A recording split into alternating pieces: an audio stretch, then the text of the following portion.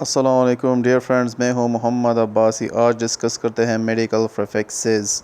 Antihistamine use for allergy, antipyretic use for fever, analgesic use for pain, antiseptic use for फस चजी, antibiotic used for bacterial infection, anti-anemic used for low blood, anti-anemic used for vomiting, anti-acid used for stomach burn, anti-angina used for cardiac pain।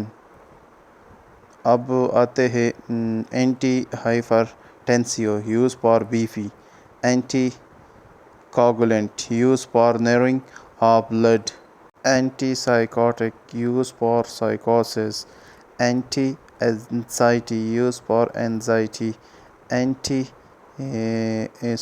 used for stroke, antiviral used for viral infection।